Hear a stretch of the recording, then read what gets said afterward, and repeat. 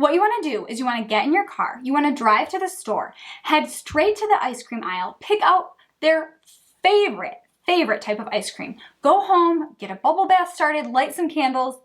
I'm totally kidding, you guys. That is a great way to earn brownie points, but not the tips I will be sharing in this video. I promise though, I am going to give you some actual help. Pregnant people are my favorite. I love giving advice and helping women during pregnancy. And a common question that I get is about libido. And the first thing I want to say is have zero expectations going into pregnancy.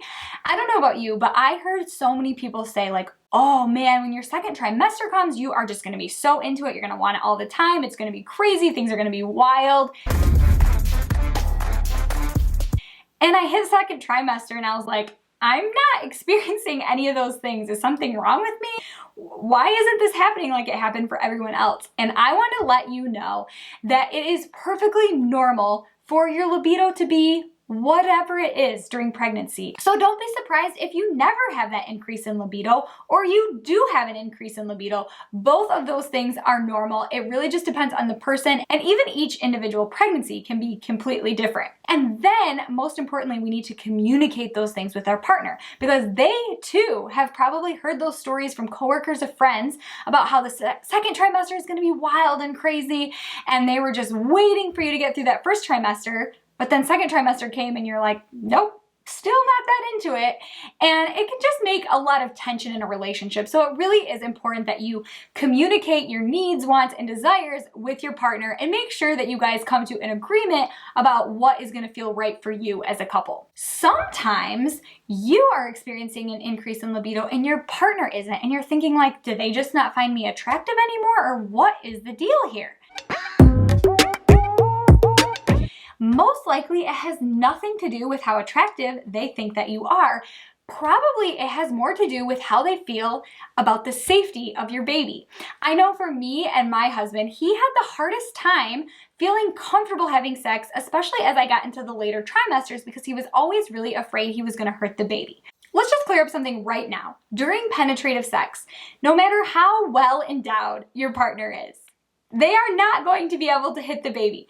Your baby is in a nice, warm, happy home, the uterus, filled with lots of different fluids. Outside of the uterus is your cervix. Then there's the whole vaginal canal. Like, there's just no way that even the most well-endowed person is going to be ramming into your baby or hurting your baby in any way. So partners, if that is what you're worried about, rest assured that should not be a concern.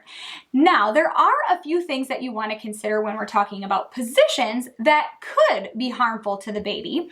And that is if you're laying on your belly or if mom is laying on her back for too long. And this probably isn't so much harmful for baby, but to mom. So we know that during the third trimester for sure, but probably second trimester as well, there is a risk that if a woman is to lay completely flat, the weight of the baby actually closes off the vena cava, which is what is sending blood flow throughout the rest of the body. And it can make mom feel like she's going to pass out, and she could even pass out if she stayed in that position for too long. We definitely don't want that. So we want to avoid any positions where mom is flat on her back.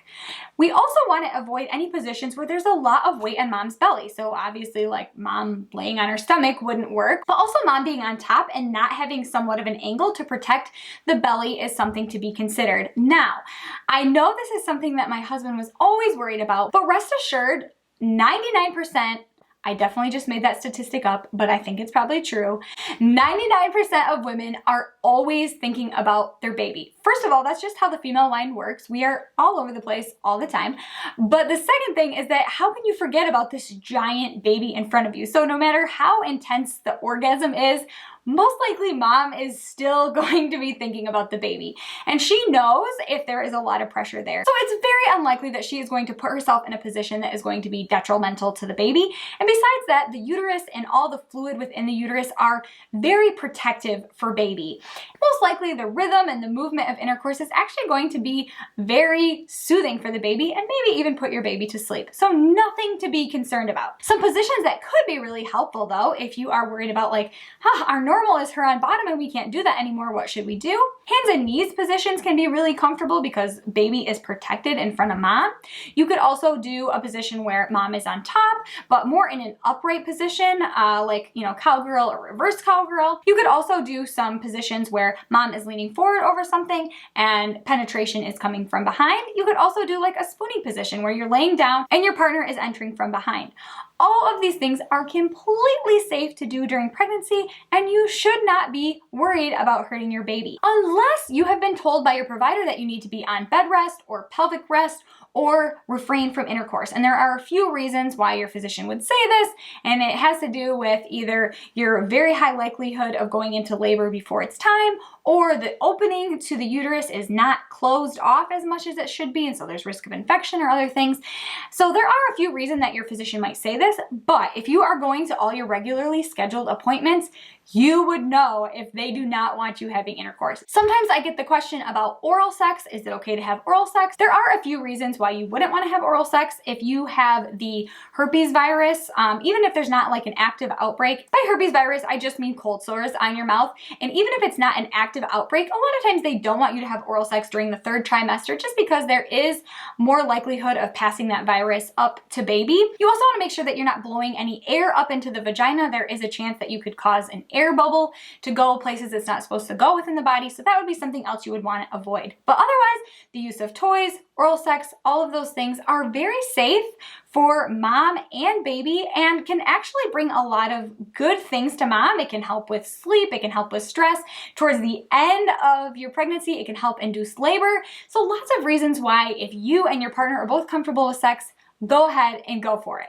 Most likely, if you have some questions about sex during pregnancy, you're gonna have a few questions about sex after you have your baby. So I highly recommend you check out this video over here, give it a like, save it for later. Make sure you have it because there's all sorts of answers to common questions, probably questions you didn't even know you were gonna have in that video. Thanks so much for being here with me today. It was a total pleasure hanging out with you. I would love to see you all in the next video, so make sure you subscribe so that you don't miss it.